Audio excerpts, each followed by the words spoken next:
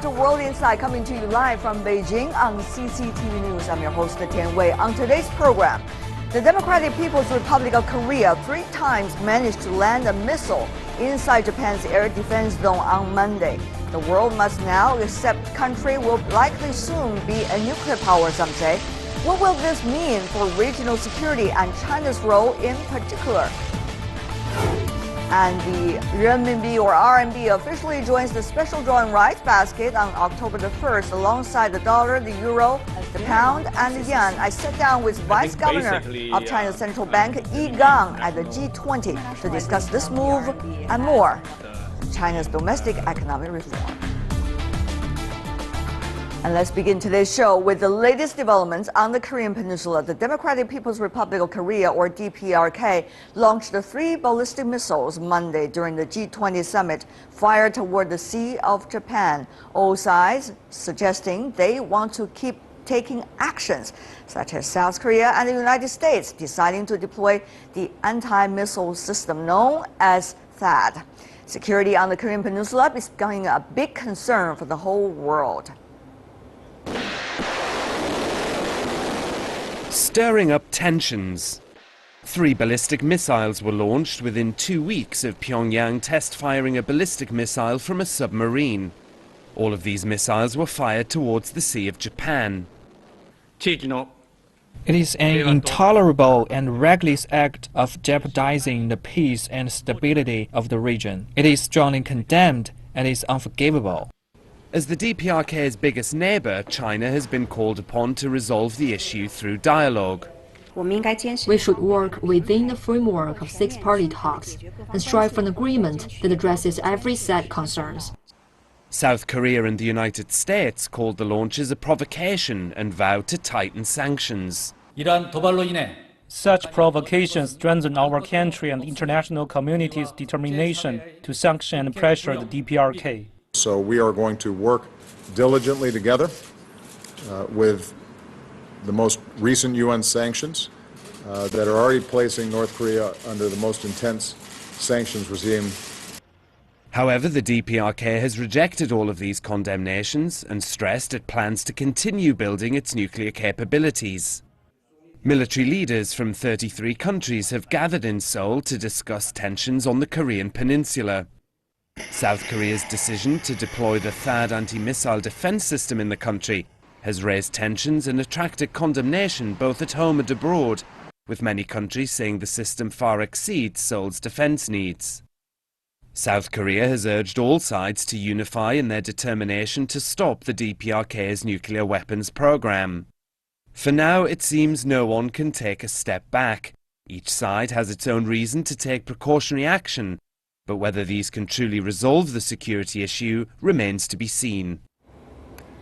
For more discussion on the DPRK's latest missile launch, we are joined in Beijing by Mr. Zhang Junshe, Senior Captain and Vice President of China's Naval Research Institute. Meanwhile, joining us from Washington, D.C., we have Yunzheng Lim, who is Lecturer of Korea Studies at the Johns Hopkins University of Advanced International Studies. And also in Washington, D.C., we are joined by Ms. Baobina Huang, who is a visiting professor at Georgetown University. She served as special advisor to the U.S. State Department earlier. Welcome to the 3 of you. So, shall we have the response from Ms. Lim first, since you are coming from South Korea, the latest moves by DPRK? So, can you just repeat a little bit? I mean, the latest moves by DPRK, missile launching from the south.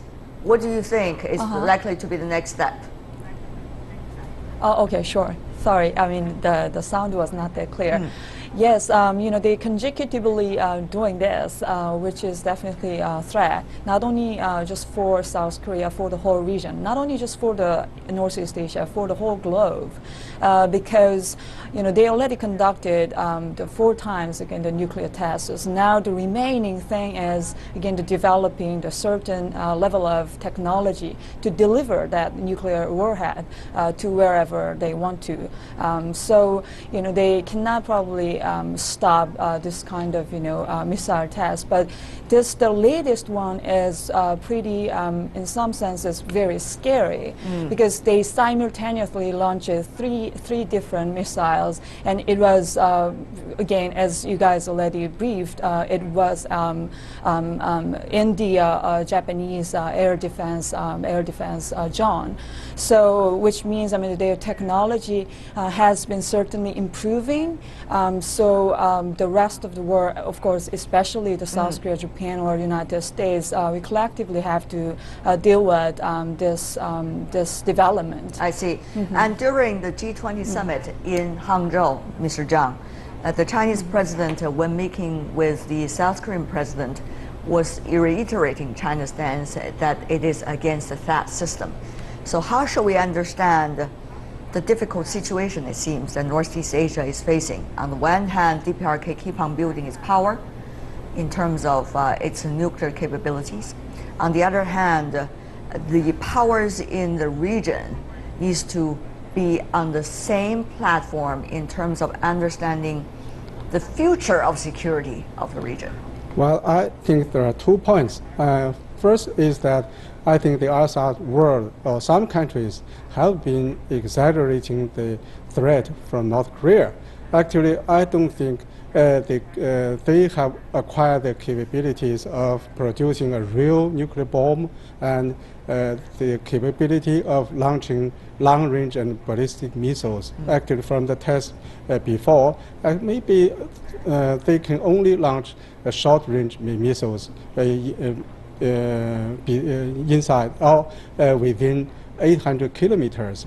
On the other hand, I think the South Korea and the United States decision to deploy the THAAD system is not necessary. It is not effective to fight or to defend against North Korea's attack, because we know that North Korea's attack will mainly be short-range missiles and also the rockets, especially the 300-millimeter caliber rockets. This is destructive. I think South Korea and the United States should take more measures to defend against such kind of weapons. So, Ms. Huang, of course, we understand you're coming from the American perspective, but is there a way of dealing with the current situation besides the THAAD system, which Mr. Zhang has already illustrated is not necessarily going to protect South Korea against the most possible kinds of attacks anyway? Well, you're actually asking several different things, and unfortunately, we are conflating a number of different threats here. It is absolutely, we cannot, the nuclear issue is one issue. Missiles are a separate issue, and Captain Zhang is exactly right that actually the short range and possibly medium range missiles are the biggest threat to South Korea. Nevertheless, North Korea's development of long range missiles is a threat to broader region and the entire world. The point is that THAAD is one method of defending against certain types of missiles which are long range. That is true, which is exactly why South Korea needs to consider adopting a far more integrated and even broader types of missile defense systems. Ms. Lim, here is an interesting dilemma. Probably the interesting is not even a correct word, shall I say, a very difficult dilemma for South Korea. If it deploys that system, apparently it is protecting itself from certain possibilities of attacks from the north. However, it also endangers its long-time built relations with China, which is certainly a big player in terms of maintaining peace and stability of the Korean Peninsula as a whole. So, when Seoul faced this dilemma, at this moment we all know this is already a political choice, but what's the next step? I mean, can Seoul just throw away one to get another, or the other way around? Sure. Last month, I do remember I did this interview or panel discussion from Seoul. At the time, right. I mean, I did I already mentioned about my own expectations about the G20 summit.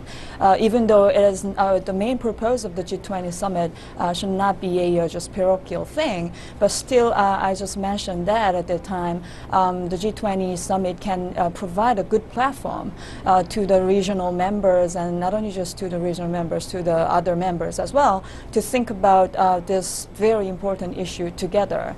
As Ms. Huang mentioned, you know, that is, of course, it's not a almighty thing. It is only one method. I mean, to protect not only South Korea, also protect other countries as well. So we have to understand that this situation is really, really serious. And the more important thing is, as we saw at the G20 summit,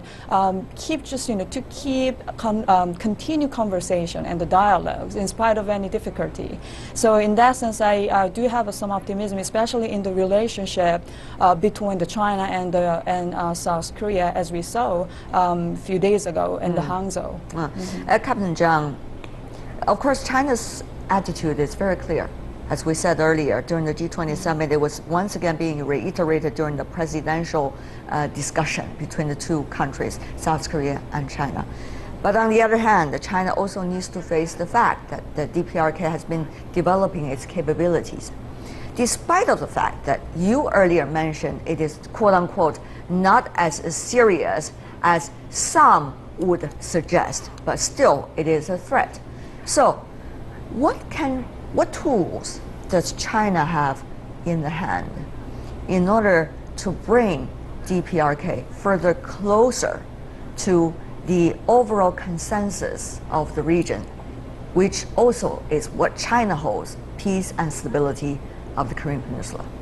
I think sanctions imposed by other countries, especially the United States and South Korea, will not work, because we have seen that for many years such kind of sanctions will never have stopped North Korea from the missile launches and also nuclear tests. Probably so only quicken their process. Yes, so I think the six-party talks currently is the most effective way. So my suggestion is that the United States and South Korea return to the negotiation table. You mean South Korea or DPRK? With DPRK, resume the six-party talks. We know that the United States and South Korea don't want to resume such kind of talks, but North Korea has been calling for the United States to sit down for negotiations. I think this is the best way to resolve this issue. Otherwise, there is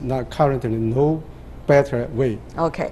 Ms. Huang, before I ask you, I want to put in a little bit more information there. The UN Security Council, of course, has condemned the DPRK's latest moves. DPRK rejected that. And also, having said that, China has been, as you may know, continuously asking and urging all sides to exercise restraint. This, of course, including DPRK itself. Having said that, though, can Washington, together with Seoul as well, somewhat suggesting about going to negotiations? What kind of gestures does Washington believe could be genuine from, let's just say, Beijing, from Pyongyang, for Washington to go back to the negotiation table, at least for the dim light of it? Well, here's the thing. I partially agree with Captain Zhang. I think he is correct that increased sanctions from the United States, frankly, and South Korea will not change North Korea's behavior. Having said that, I think we cannot say that sanctions will never stop North Korea, primarily because all countries in the world, and especially China, have not actually implemented complete sanctions. Nevertheless, the point is that the six-party talks was actually focused only on the nuclear issue. The six-party talks never included any discussion of missiles. That's the first issue. Second issue is China keeps urging restraint on all parties. Well, frankly, I think that message is mistargeted. It should be restraint on North Korea. The United States, South Korea, frankly, even Japan, and I would say even Russia and China, all 5 countries have been exhibiting great restraint in the last 10, 12 years of the 6-party talks. So South Korea and the United States, by implementing a missile defense system, that is restraint. It is not an offensive system. In terms of returning to the 6-party talks, it is North Korea that has rejected the 6-party talks, hand out, fully. It has said over and over again it will not return to 6-party talks. It is not the United States and South Korea. Ms. Huang, may I follow up with a few questions related to your answer? And of course, I want to also invite suggestions coming from the other 2 panelists on these. First of all, does the possibility of the collapse of a regime as a result of sanction necessarily going to bring peace and stability into the region? I think that is an interesting question to be asked when we say, let's do as much sanction as possible. I completely agree with you, and that is exactly the reason why the United States and South Korea, and frankly the rest of the world, has exhibited restraint for the last almost 70 years since the armistice in 1953. The United States had the ability during the Korean War, actually, to completely annihilate the North Korean regime. It chose not to do that. It has chosen not to ever invade again North Korea. I'm talking about sanctions. I'm talking about sanctions. Let's not talk about the Korean War. The Korean War is more complicated than that. We know it is not about sanctions at the time. Ms. Huang, let's focus on the sanctions. You are asking about I'm talking about regime sanctions. collapse. Let's talk about the sanctions. You are asking about the result of a regime collapse, and my answer is that in fact for the last 70 years the policy has been actually to not allow a regime collapse. All right. Now you are exactly right. This is the dilemma of complete sanctions. All right. It could lead to the collapse of Another the North Korean question regime. to you, Ms. Huang. My point is that countries do not agree on whether that is ultimately the best end goal or not. All right. Another thing for you to briefly explain is restraint. When you're talking about the word restraint, does it necessarily mean restraint or indifference over the past few years, for example, of the U.S. politics toward DPRK? Mainly something we're talking about, sometimes we're talking about strategic patience, which many strategists, even inside the U.S., were suggesting it is mainly just to do nothing. So does restraint equals to indifference? Well, first of all, strategic patience is not the actual official policy of the Obama administration. But actually, I am not the person that brought up the word restraint. You mentioned that as being the official Chinese statement that the Chinese government has publicly urged restraint on all countries in the region. You said earlier, Ms. Huang, that all sides have been exercising restraint. That's exactly a quote from you just a few minutes ago. So does restraint mean... Chinese official statement, the Chinese official policy and statements have been to urge restraint on all the parties. All right. And I am merely saying that according to that definition, the United States, South Korea, and Japan, and again, Russia and China also have been practicing restraint. Strategic patience, what does that mean? North Korea is the only one that has not. Strategic patience, what does that mean? I have actually no idea what...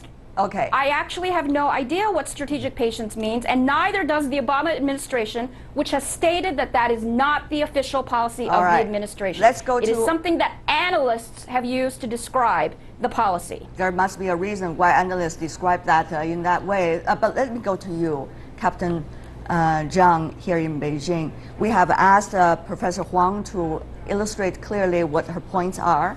So what about the current situation?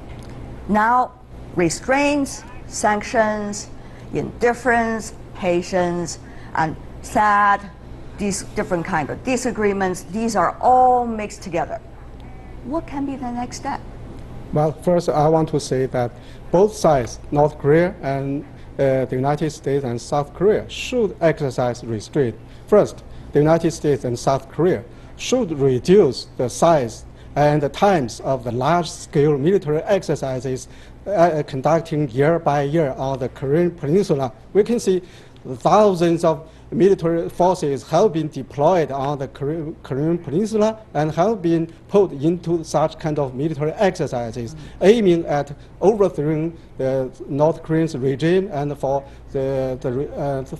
actions after the regime collapse. And second, I think the United States and South Korea should stop the idea of conducting regime change in the North Korea government. So this has made the North Koreans be worried about being overthrown. So they are now trying to produce nuclear weapons for deterrence of possible aggression by the United States and South Korea. Captain Zhang, you are trying to suggest that the DPRK was more reactive than proactive. Is that what you're saying? I think so. All right. Let's go to Ms. Lim. Do you agree with what Captain Zhang just suggested? Or do you agree with what Professor Huang earlier illustrated? When it comes to Seoul's difficult choices, because it is really Seoul that is over there across the border from the DPRK, of course, China also on the other side of the border. But what can be this choice? Yeah, first and foremost, regarding the the opinions from the Captain Zhang, I only partially agree because during the probably Kim Jong-il's period, some experts thought that they are trying to do this to get a better bargaining chips for the negotiations. But some other people will said that that was obviously that was not. So there were lots of theories or perceptions, interpretations about their intentions during the Kim Jong-il's period. But since the Kim Jong-un came to the office, I think it's totally different now. Now, as their intention is crystal clear, I would say it's almost now their raison d'être. So that is why I cannot completely agree with Captain Zhang's that observation. And you're totally right. We are now, facing a serious dilemma. Once probably we, how would you say, admit there's this kind of capability officially, it's going to be the end of the NPT system. So it's going to be a totally different war. So we cannot do that either. But at the same time, we might need to resume the dialogue with the North Korea at some point. But to decide that timing, the more important thing is, I think, conversations among us, at least the 5 members of the 60-party talk, or the rest of the world. So the consolidated opinions of the rest of the world or international community should be much more appreciated than just resuming the dialogue with the Pyongyang. Yes. Ms. Huang from Washington, what do you think could be the next step? Let's just say, let's just not doing finger pointing because it's not necessarily going to really work for anything. So is there I a couldn't way, agree with you more about that. particularly, let me finish, particularly after this change of administration? We do not know who's likely to be in the White House yet because it's too early to tell still. But what could be the attitude from the administration? It's a new administration, therefore it can turn the page and say something new. Is it possible? Will that new message be possible to do miracle? Will there be any new message, Ms. Huang? No, actually, I don't think it really matters who is in the White House. I think it actually matters more the elections that will occur in South Korea in December of 2017. That will be far more critical in determining the future of what happens on the Korean Peninsula. Because frankly, U.S. policy has been actually quite consistent since the end of the Korean War. You are correct. The point is not to point fingers, and I think this is exactly why the 6-party talks are dead. It is not an issue of not being able to agree with North Korea. Right now, I think the problem is that among the 5 parties, we cannot even agree on what the true cause of instability in the region is. Right. So I think if we want to move forward, we need to decide that first, even before we deal with North Korea. Well, it is no secret that the 5 parties are having difficulties throughout history reaching a consensus among them all. But Mr. Zhang, Captain Zhang, before we go, final words from you. We see now the East Asia Summit is still going on. We are talking about the 10+3, China, Japan, South Korea, of course, for developing relations with Southeast Asia. But the important thing is, can these countries work together? Will economic cooperation necessarily going to spill over also to some geopolitical concerns? Well, I think cooperation is better than sanctions, and also the large scale of military exercises involving thousands of armed forces and also nuclear bombs, bombers, and nuclear submarines. And I think these kind of things cannot stop the North Koreans. And also we can see that dialogue and negotiations are the best way. And actually North Korea has been calling for direct talks with the United States. All right. I think the United States should echo North Korea's call. Well, I'm sure as a result of this, our conversation is going to continue for the next few months, if not years to go. But for now, I want to thank the three of you for coming from your own perspectives and yet bring us a wonderful discussion. Let's have our appreciation for Ms. Babina Huang and Ms. Yunjiang Lim and Captain Zhang Junshe. Really appreciate it, the three of you, for being with us. Thank you.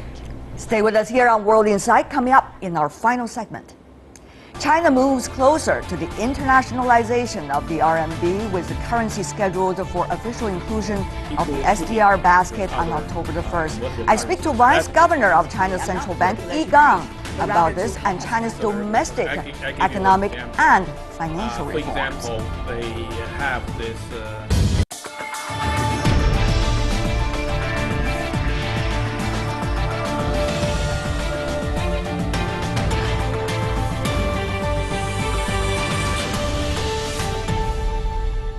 Welcome back. You're watching World Insight on CCTV News. One important sector of China's ongoing economic structural reform, especially its financial reform, is the internationalization of its currency, or yuan, the RMB. In fact, last Wednesday, the World Bank issued a bond denominated in the SDR in China. The bond was issued in China's interbank bond market, which marks another step in the internationalization of the yuan. Let's take a look at this. China continues its economic reforms. Plans to cut excess capacity are taking the country's long-term growth and structural adjustments into consideration. China has also worked on the internationalization of the yuan and gradually opened up the capital account. At the end of 2015, China's currency was approved to join a very exclusive club, the IMF's Special Drawing Rights, also known as the SDR basket. The UN will become an official member in October. Last week, the World Bank issued a bond denominated in the SDR in China for the first time. The SDR bond is also the first to be issued anywhere in 35 years. This move marks another important step in the internationalization of China's currency. By holding this bond, you get more exposure to international currency market. And certainly you can diversify your bond portfolio better in terms of currency risks. The bond is named the Mulan Bond, after the famous female warrior from Chinese legend. The World Bank says the yuan will have a 10.92% weighting in the SDR basket. That's greater than the proportion granted to the British pound or the Japanese yen. And nobody knows the significance of the World Bank issuing an SDR bond in RMB or can communicate about it better than Yi Gang, the Vice Governor of the People's Bank of China, or China's Central Bank. I caught up with him earlier on the sidelines of the G20 summit in Hangzhou. He generously shared his insights on China's financial reform and RMB internationalization. Our conversation began with his assessment of the SDR bond. Internationalization of the RMB has been a long time topic, Vice Governor Yi. At which stage do you think we are really in? What does it take for us to reach the next stage? It's a very long process, it seems. Yes, I even saw the long sigh you had before answering the question. Yes, I think basically renminbi internationalization was launched in 2009. So that so far we Not have, to mention the debates. Yeah, 7 years already. But I think, to me, actually, the working very well around the world. There are more than 20 of them working very well. And if you look at the offshore renminbi market, in terms of development of bond market and other market like loan and other financial products, they have been developed very rapidly.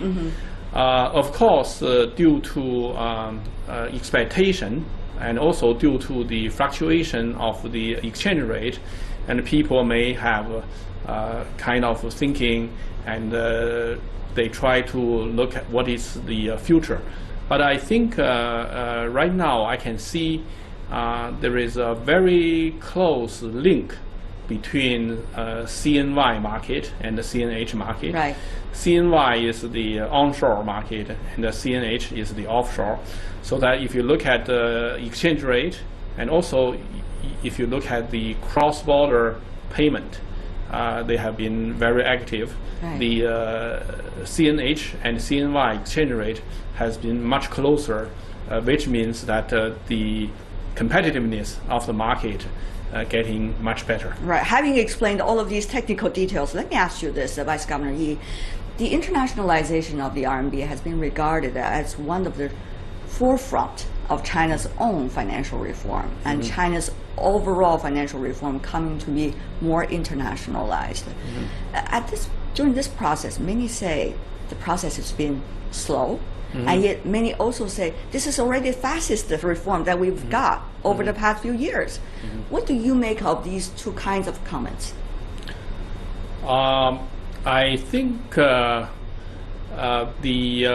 progress has been made is much faster than I originally expected.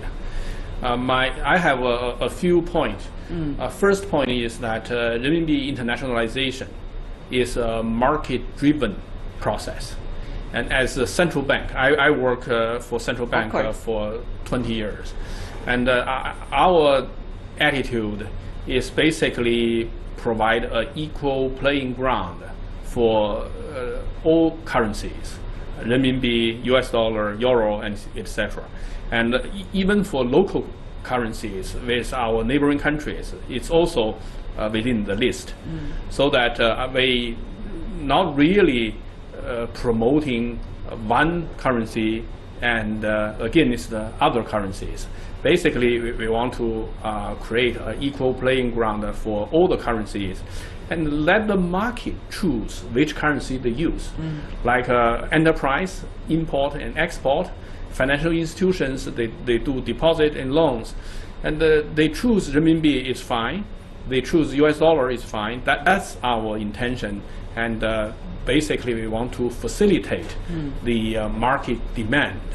And we remove the previous barriers for renminbi cannot used for overseas restriction.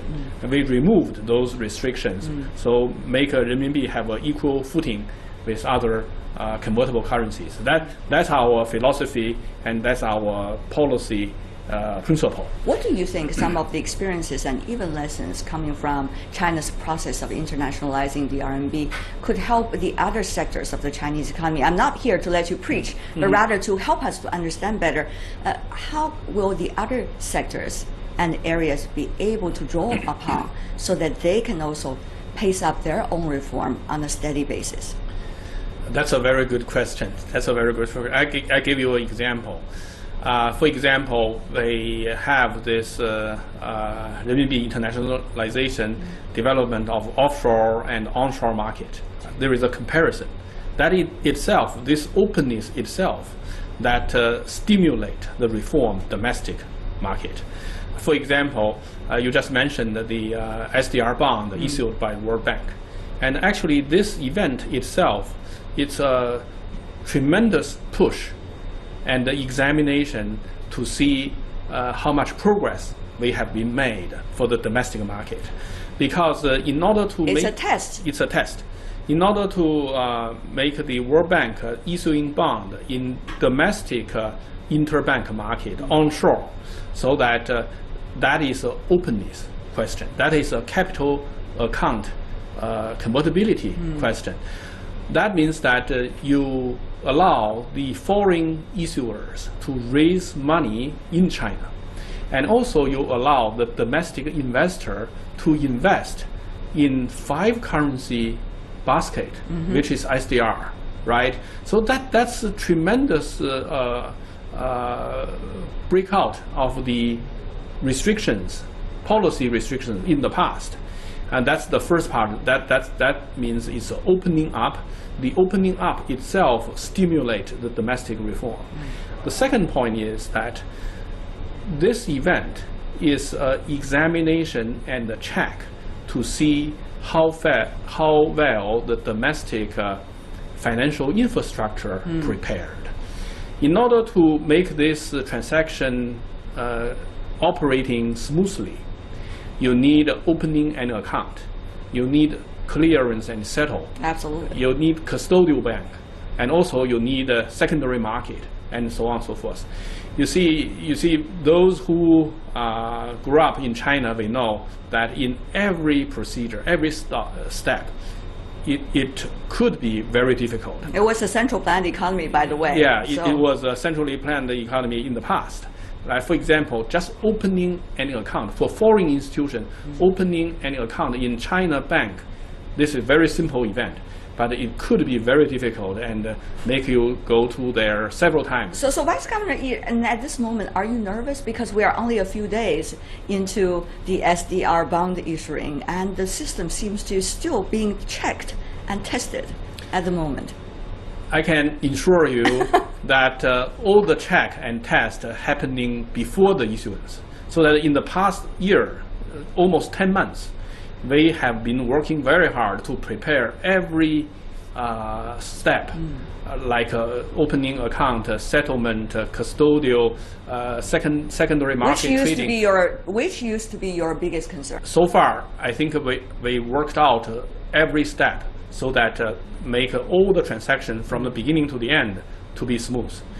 And my third point is that this is not only a check and examination of your financial infrastructure, but also it's a check and examination of our supervision ability. Like a central bank, we have monetary authority, right. And also we have CBRC, we have a banking regulatory authority, and security market, and so on and so forth. For the supervision authority, and are we ready for this kind of event? And I think in the past year, we also modify the supervision regulation in order to support this kind of activity. Basically, it looks like a small event, but it's an opening up event, and it will cause a holistic examination of your market, of your institution, on your regulatory rules, and also basically to check whether you have human resources to deal with this kind of new challenge. Of course, working this process, preparing for the G20 summit this year, a lot of interesting experiences provided for China as to what kind of role it wants to play in global governance, and what kind of role it can play in global governance, and what kind of aspirations does China have in terms of global governance. What do you think from your perspective? I think we have been a contributor to the global governance. We really also benefit from the global governance mechanism. At the same time, we realize that there are future works to continue to improve the global governance. And our thought is that we will be actively participate the global governance structure, such as the World Bank, IMF, WTO, and also BIS, the FSB. those institutions now mainly making rules. They want to actively participate in this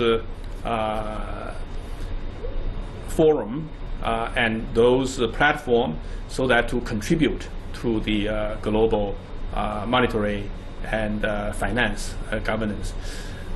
The other point is that after this G20, a lot of my colleagues think that China is gradually walking to the center of global governance. So that's to a large degree, it is true. So that so far they are already the third largest shareholder for the World Bank and IMF. And also in BIS, the Bank for International Settlement, and also in FSB, the Financial Stability Board. They are very important member of those platforms. So China's opinion is very important. We would like to work together with our colleagues among G20 countries and also outside of G20 countries. And together we can make an effort, we can discuss things, we can listen to each other, and of course sometimes we have different opinions, but more likely they have more basis to build up consensus. That's my personal experience. So that this year is a very classical example of how we can build up consensus and achieve this tremendous result. Thank you so much, Vice Governor Yi Gang from the People Bank of China, and also who's also the deputy of the G20 financial track. Really appreciate it, sir, for being with us. That is Yi Gang, Vice Governor of the People's Bank of China. And that is all the time we have for today. If you'd like to see more, you can visit our website. Just type in World Insight CCTV News into your search engine. You'll be able to find us. Or you can also check out our YouTube channel. From me, Tian Wei, and everyone from the World Insight team, thanks for watching. And tune in again tomorrow for more insights from across China and around the world. Good night.